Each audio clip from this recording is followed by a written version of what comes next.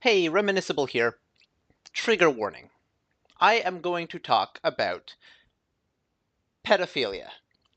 So, I think a lot of people don't really understand anything about it. There is basically liking children is heavily demonized, and for a good reason, because there are child molesters. Um, this might be even more demonized because of the whole the whole like mirroring psychological projection effect, because um, North America, we have a very Catholic driven country, and so when there's all these uh, gay priests at boarding schools molesting children, they're like, oh well, how dare you think of molesting children, because the person doing it denounces it more, and that's why you have all these uh, gay lawmakers passing anti-gay laws. But there is definitely um, a lot of widespread rape in North America. In other cultures, I don't think the rape is as widespread, and so if a man makes eye contact with a child who's like 20 meters away or 10 meters away or somewhere in between that range, he's not going to jail for making eye contact with a child. And I'm not venting about from personal experience. I'm just looking at the difference in cultures. Like, if you're in Asia and you hear a story about somebody having sex with their mom, the mom's not going to go to jail because it's like maybe it's not normal, but it's like people aren't gonna. I don't know much about it, but it's not like it's not demonized. And then there's like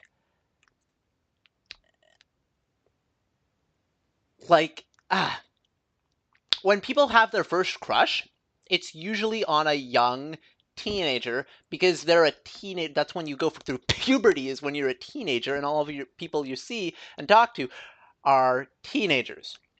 And then we're just expected to only adults. So for me, children symbolize innocence and especially like anime girls. And in cultures where liking young children is not as heavily demonized, there is more sexualization. You'll see 30-year-old wives in anime looking like 14-year-old girls, and you'll see 14-year-old girls with breasts that are almost the size of their head. And that is the norm in anime. And because in the West, in especially Japan, you have all of the infrastructure, just like how you might have infrastructure for good football players to be recognized and trained in North America, but oh, heaven forbid, pursuing a career in music or artwork or writing, then, well, in Japan, there's actually the infrastructure for singers, voice actors. Oh, voice actors, amazing infrastructure. And like artists and composers, musicians. So but especially for artists. Um, so you get a lot of because anime is part of the culture in Japan, South Korea. So here it's becoming more mainstream, but somewhere where it's not like you're going to jail for the rest of your life if you draw large breasts on a teenager in an anime. Like that's that means the high quality artwork is coming from there. And so there's this cultural divide. And then you come to North America, And historically, we're descended from Europeans, right? Hispanic has Spaniard roots. Caucasian has, I don't know, British and I don't know. There's too many countries in Europe to list. So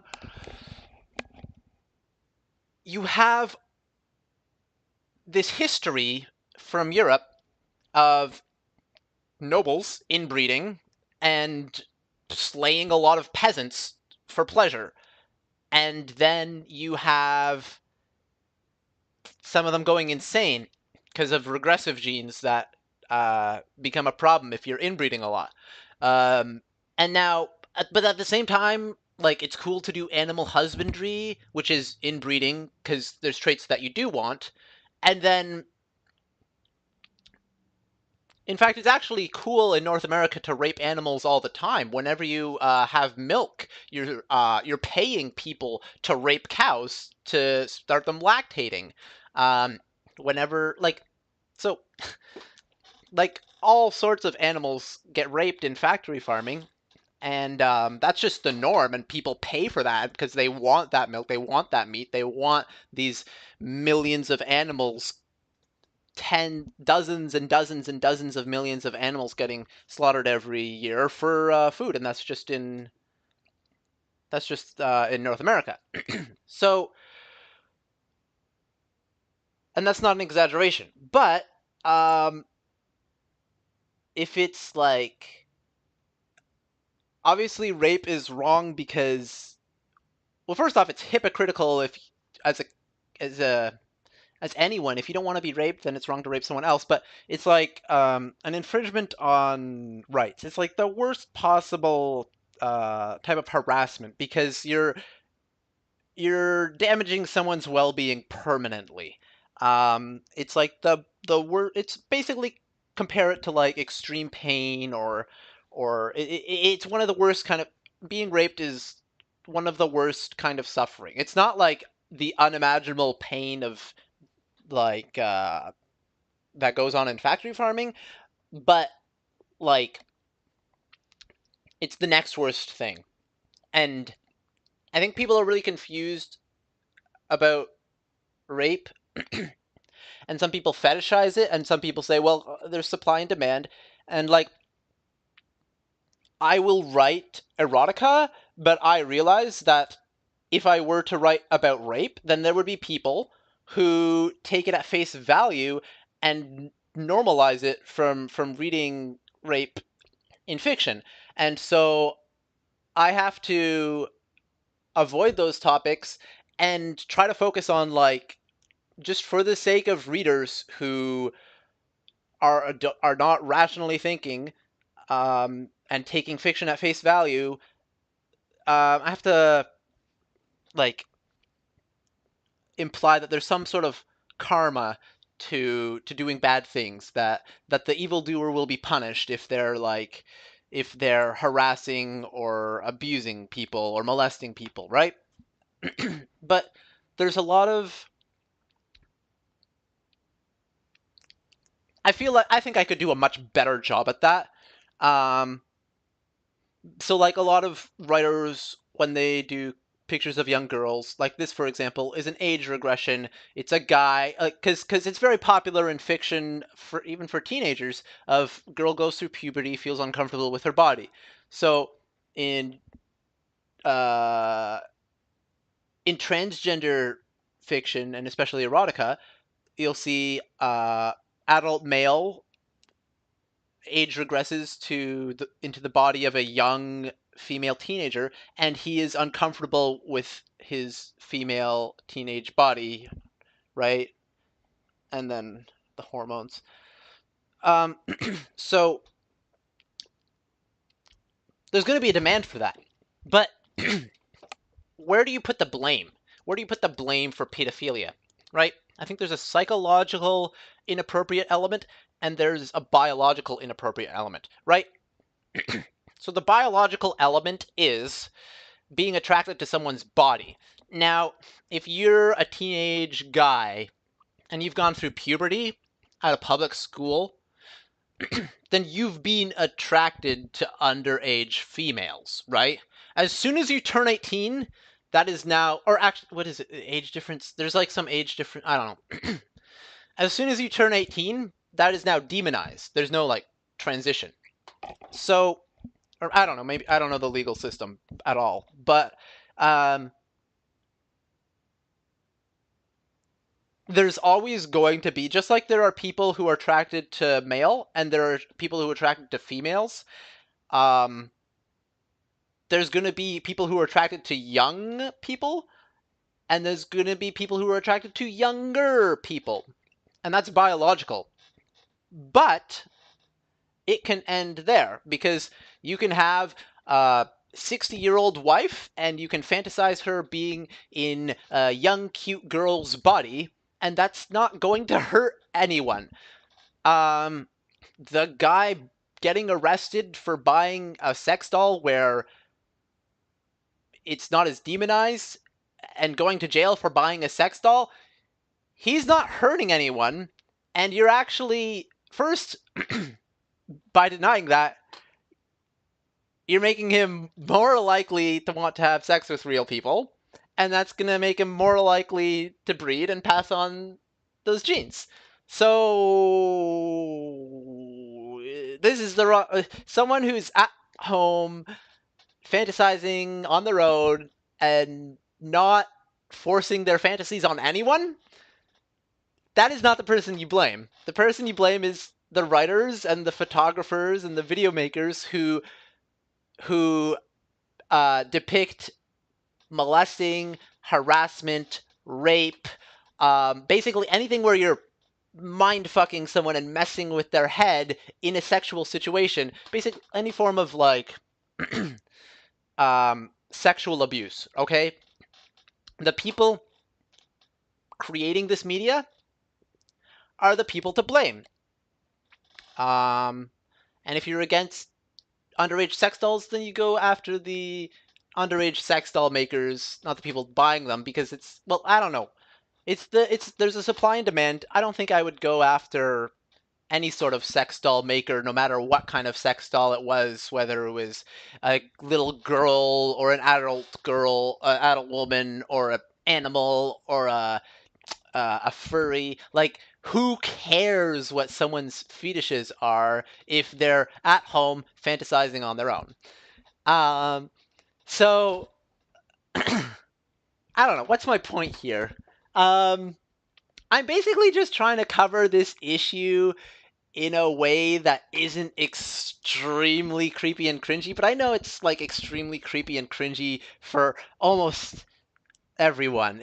But I tried to give some cultural context, because like you see clearly in a country where they're selling these sex dolls, it's not as demonized, and like there's like if a woman has sex with her son, she's not going to jail for it in certain countries. But then you export the media and the the artwork from those countries to North America, and suddenly it's like, oh God, every man is a rapist, and like that's just where is there's such a disconnect. There's got to be some explanation for the different perceptions in these countries. Is everybody overseas an evil demon possessed pedophile, or is it just like, are we overreacting in North America, or is it something in between? And why, if they're demons or we're overreacting, why? Right? So I think the why of it being wrong is children don't have any defense. Children are completely defenseless. They're the most vulnerable people. So they are the ones who need to be protected the most. Right? And there's a huge backlash to rape in North America because traditionally European colonialists have just traditionally done a lot of rape. Like, I think there's still, like, right now in Canada, there's 1,000 women who were kidnapped from Aboriginal tribes, and I assume most of those women they got kidnapped to go into the sex slave trade against their will. And so, like, that's just, the European settlers, they come, they rape the woman. Why do you think, you think, like, every time there's, like, someone with ancestry of, like, Black and Caucasian, that it's, like, born of mutual love? No, there's, like, a lot of rape going on with slaves and Aboriginals. It's just Caucasians come, they rape all the pretty women, and then, like, there's evidence of that in our lineage. So it's like that is part of North American heritage, I guess. I don't know the right word. Culture, history, one of those three things. So there's a lot of backlash against all of the rape. Um, so people are very, very careful because they know if you're walking downtown, you might get raped, especially if. Anyways, so people are extremely on the watch for rapists because we have a lot of rapists in North America, and anything that might encourage rape is heavily demonized. And also, of course, in Catholicism, um, that's, well, the source of the demonization. There's always going to be Catholic priests molesting children at the boarding schools. Like, that's just like so widespread. So, well, I don't know how widespread, but everybody's heard of, like, Catholic priest molested child at school, and so that probably doesn't happen anymore, I hope, but it's, like, been a thing for hundreds and hundreds of years, especially at these schools where, like, the mortality rate of children was 50% in some schools, because it was basically genocide, kidnap the children, force them to go to school, kill half the children in the school, indirectly, of course, and then that's where a lot of the child molesting arose from, when you have these like genocidal schools, basically concentration camps for kids. I can't maybe slightly better than concentration camps, because like 50% of children surviving over the course of, like, primary school is like a is that I don't know, is that better or worse than a concentration camp? It's either way, it's genocide. And so there's a lot of backlash to that, right? But at the same time, this is like you can have your fantasies without actually going up to someone on the street and harassing them. You can have your fantasies without actually like tracking down some random kid and molesting them or kidnapping them, right? So I think that people fantasizing about their teenage crush or seeing some girl with large breasts who looks young, that's not going to make them more likely to become a criminal or a child molester, etc. What's going to make them more likely is when they read fiction with rape in it, and then either because they're immature, or they're just clueless, or they're stupid, or they're just emotion driven and have no logical thought process in their decision making, or because they're illusioned by they take their fantasies for reality, or maybe they're just make a bad perspective, or from what do you call it? From sorry.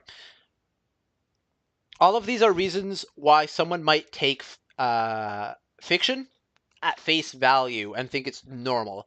And the last reason was, oh yeah, if they're horny, like it's harder to think clearly, probably. So someone who's really horny, they are going to be more suggestible, more impressionable if they're really horny. And so these fetishes, if you're gonna, if people are making fiction with like rape, molesting people against their will, and like sexual harassment. No, not sexual harassment. Sexual abuse. If people are writing about sexual abuse, um, then this natural biological attraction becomes a darker, more sinister intent, right? You're fostering a sinister intent when you write or read fiction or media about sexual abuse. And it can start off innocent. It can people can write about their sexual abuse experiences, and then it can become something very dark, and people who read it get into it, and then they want to go and sexually abuse other people, or they can keep it to themselves. Um, but as soon as you are breaking someone's will and exploiting them, then it becomes a crime. Um,